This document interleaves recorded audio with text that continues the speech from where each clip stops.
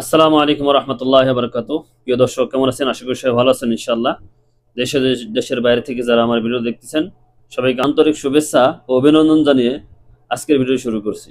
আমাদের আজকের অতিথি আল্লামা অলিপুরী সাহেব। আপনি বক্তব্যের মাঝে বলেছেন আল্লাহ তাআলা সব জায়গায় বিরাজমান। আবার আমরা যে বক্তব্যটা পেশ করেছি সেখানে আপনি বলেছেন যে আল্লাহ তাআলা সকল কিছু সৃষ্টির পূর্বে যেমন ছিলেন এখনো তিনি তেমনই আছেন। এই দুটা বক্তব্যের মাঝে আপনার কাছে কোন বক্তব্যটি সঠিক মনে হচ্ছে? আহলে সুন্নত আল জামাতের বক্তব্য অথবা আপনার সর্বশেষ বক্তব্য কোনটি? বিসমিল্লাহির রহমানির রহিম নাহমাদুহু ওয়া নুসাল্লি আলা রাসূলিহিল কারীম।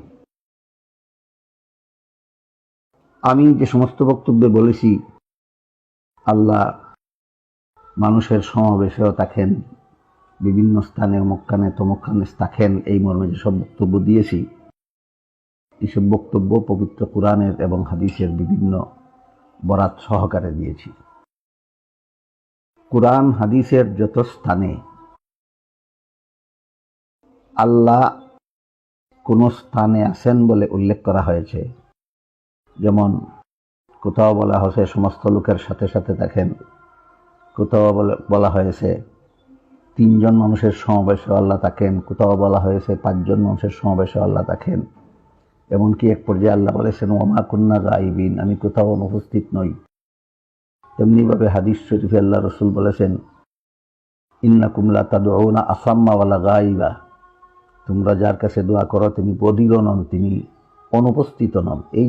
এই সমস্ত নুসুস কোরআন হাদিসের এই সমস্ত বাক্যে যে আল্লাহ অমুকখানে তমুকখানে আছেন বলা হয়েছে, এর মর্ম হলো আল্লাহ গুণগতভাবে সর্বত্র আছেন। জগতে এমন কোনো স্থান নাই যেখানে আল্লাহ গুণগতভাবে নাই। সুতরাং আমার বক্তব্যে এবং কোরআন হাদিসে যেখানে যেখানেই আল্লাহর সাথে কোনো স্থানের উল্লেখ করা হয়েছে, সেখানে উদ্দেশ্য হলো আহলে সুন্নাত ওয়াল জামাতের স্থিরকৃত সিদ্ধান্ত মতে সে সমস্ত ক্ষেত্রে উদ্দেশ্য হলো আল্লাহ গুণগতভাবে সর্বত্র বিরাজমান। আর আমি আমার যে বক্তব্যে বলেছি যে আল্লাহ কোনো স্থানে অবস্থান করেন না, এই ব্যাপারেও আহলে সুন্নাত ওয়াল জামাতের পরিষ্কার সিদ্ধান্ত আছে। সেটা হলো আল্লাহ সত্তাগতভাবে কোনো স্থানে অবস্থান করেন না। আল্লাহ স্থান সমূহ সৃষ্টি করার আগে যেমনভাবে স্থান ছাড়াই বিদ্যমান ছিলেন, সমস্ত জগৎ সমস্ত স্থান সৃষ্টি করার পরও আল্লাহ ঠিক তেমনিভাবে স্থান ছাড়াই বিদ্যমান থাকেন। সুতরাং এখানে দুটি কথা পরিষ্কার, এখানে সিদ্ধান্তহীনতার কিছু নাই। একটা হলো আল্লাহ গুণগতভাবে সর্বত্র বিরাজমান, আর একটা হলো আল্লাহ সত্তাগতভাবে কোনো স্থানে অবস্থান করেন না।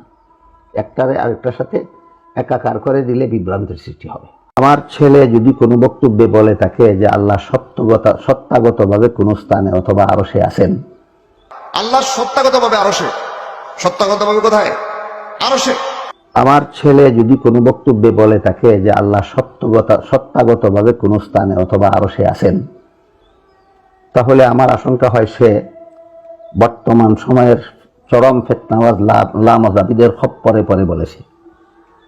তাই আপনার মতো আরো বিভিন্ন জনের মুখে শুনে আমি তাকে সতর্ক করেছি যে এটা আহলে সুন্নাত ওয়াল জামাতের মতবাদ নয়, এটা মুশাব্বিহা মুজাসসিমাদের ভ্রান্ত মতবাদ। কাজেই তুমি যদি না বুঝে এই বক্তব্য দিয়ে থাকো, তাহলে এই বক্তব্য প্রত্যাহার করে তওবা করে আহলে সুন্নাত ওয়াল জামাতের মতবাদে ফিরে আসো। আপনাদেরকে অনুরোধ করে বলবো, তাকে এই কথা বলুন যে তোমার এই বক্তব্য আহলে সুন্নাত ওয়াল জামাতের পক্ষে নয়, এটা মুজাসসিমাদের মুশাব্বিহাদের ভ্রান্ত মতবাদের পক্ষে। কাজেই তুমি তোমার এই মতবাদ প্রত্যাহার করো, এই বক্তব্য প্রত্যাহার করো এবং আহলে সুন্নাত ওয়াল জামাতের সঠিক মতে ফিরে আসো।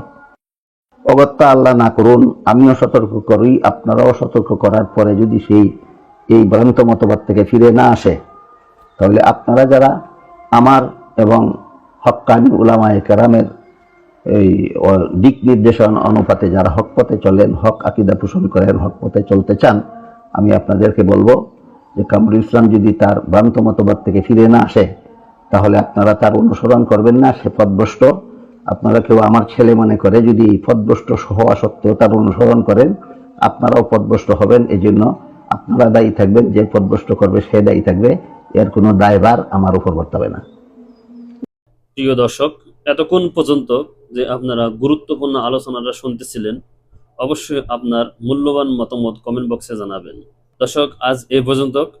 সবাই ভালো থাকবেন, সুস্থ থাকবেন। আল্লাহ হাফেজ।